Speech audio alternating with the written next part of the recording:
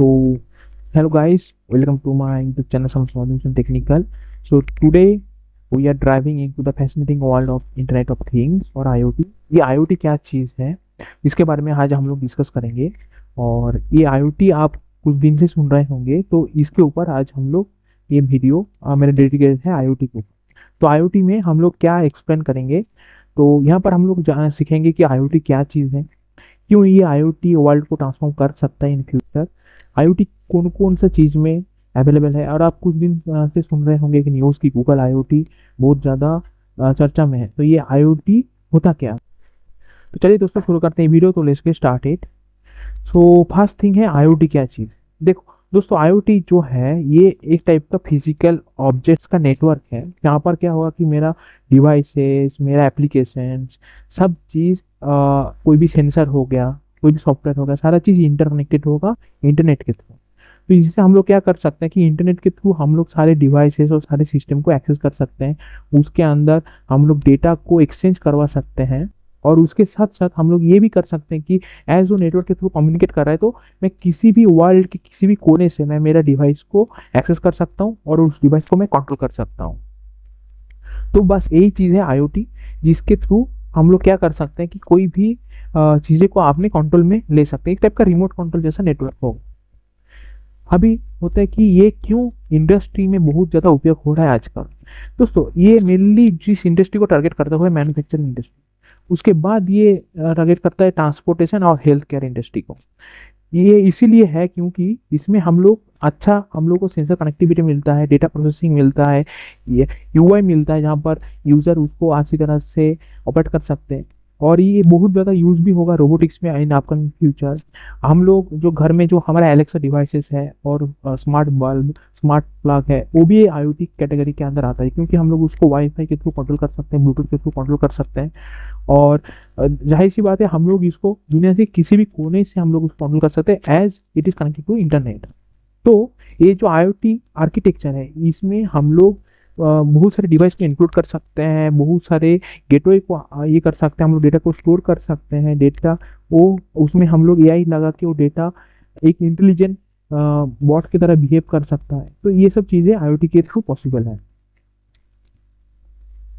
अभी ये जैसे हमारा हेल्थ केयर सिस्टम को इसीलिए टारगेट कर सकता है IoT, क्योंकि हेल्थ केयर सिस्टम में क्या होता है कि जब पेशेंट का कोई भी चीज़ मॉनिटर करना हो, उसका डेटा मॉनिटर करना हो, उसके लिए स्पेशल टाइप का ट्रीटमेंट प्लान बनाना हो, या उसका जो स्पेशलाइज डिजीज है उसको आइडेंटिफाई करना हो, तो इस केस में हम लोग क्या करेंगे कि IoT डिवाइस उसके बॉडी में इम्प्लांट कर सकते हैं, या उसको पहना देंगे कि IoT डिवाइस। उसके थ्रू कोई भी डॉक्टर या कोई भी हेल्थ केयर प्लेटफॉर्म जैसे कि कोई भी हॉस्पिटल हो गया, वो पेशेंट का डेटा को मॉनिटर कर पाएगा, और वो पेशेंट का डेटा के हिसाब से वो लोग डिसीजन ले पाएंगे कि इस पेशेंट को किस किस टाइप का दवाई या किस किस टाइप का उसको ट्रीटमेंट मिलना चाहिए। तो ये है हेल्थ केयर डोमेन में। सेकेंड, हम लोग जो सप्लाई चेन यूज़ करते हैं, वहाँ पर सारा चीज़ को हम लोग ऑटोमेट कर सकते हैं सेंसर के थ्रू, और वो ऑटोमेट हमारा प्रोसीड्यूर होगा IoT में।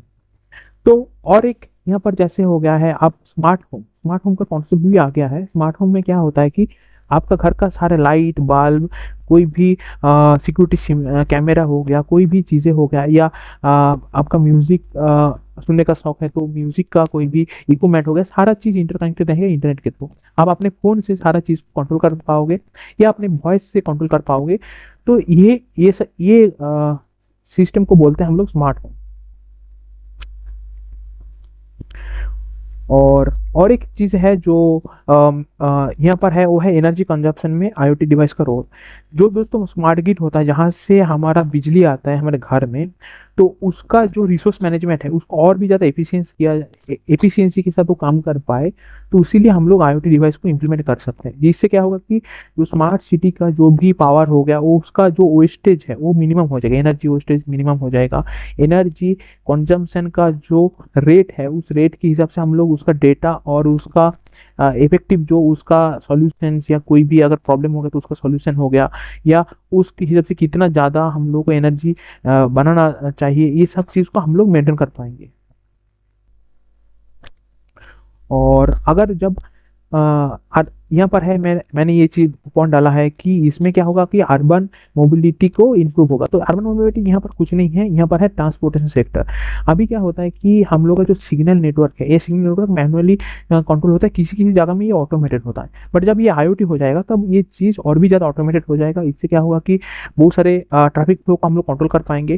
कोई एक व्हीकल जो ट्रैफिक रूल के अंदर नहीं आता तो उसको ऑटोमेटिकली चालान काटना या कोई भी चीज़ें हो गया जो फाइन से रिलेटेड है उस वो रेगुलेट हम लोग कर पाएंगे। अभी ये सिस्टम फिलहाल दुबई पे ऑलरेडी लागू हो चुका है और कुछ कुछ डेवलप कंट्री में ये ऑलरेडी है, लाइक USA, और इंडिया में भी ये चीज़ फ्यूचर में पॉसिबल होगा। और अनदर थिंग यहाँ पर मैंने डाला है वो है एग्रीकल्चर में प्रोडक्टिविटी। IoT क्या करेगा, इससे हम लोग प्रॉपर फार्मिंग कर पाएंगे।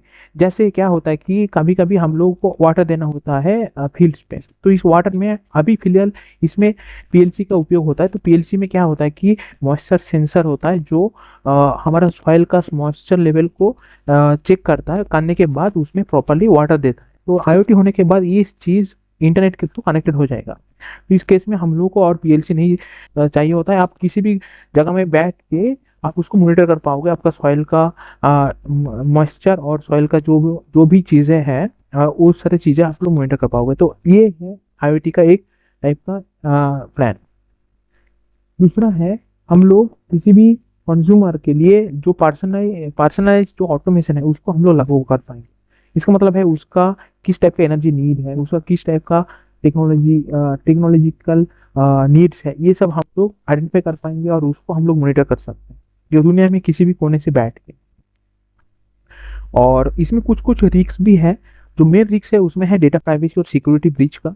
सेकंड है इसमें साइबर सिक्योरिटी का सबसे ज़्यादा इम्प्लीमेंट होना होगा इन द फ्यूचर, क्योंकि जो चीज़ इंटरनेट के थ्रू कम्युनिकेट करता है उसमें हैकिंग होने का एक खतरा होता है, उसमें क्या होता है कि डेटा ब्रीच होने का खतरा होता है।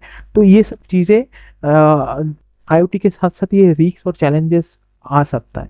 जैसे अभी रिसेंटली एक बहुत अच्छा इम्प्लांट IoT डिवाइस है जो है आपका न्यूरालिंक है, जो इलॉन मस्क कंपनी ने बनाया है। तो वो क्या है, एक टाइप का IoT डिवाइस है। इससे क्या होगा कि हम लोग without even touching the laptop, हम लोग लैपटॉप या कंप्यूटर को हम लोग एक्सेस कर सकते हैं। तो इस टाइप का चीज़ें, लेकिन वो भी अभी तक ये प्रॉपर सिक्योरिटी मेंटेन नहीं है, क्योंकि बहुत सारे अभी तक बहुत सारे रिस्क और चैलेंजेस हैं जो हम लोग को एड्रेसिंग करना पड़ेगा इन द फ्यूचर।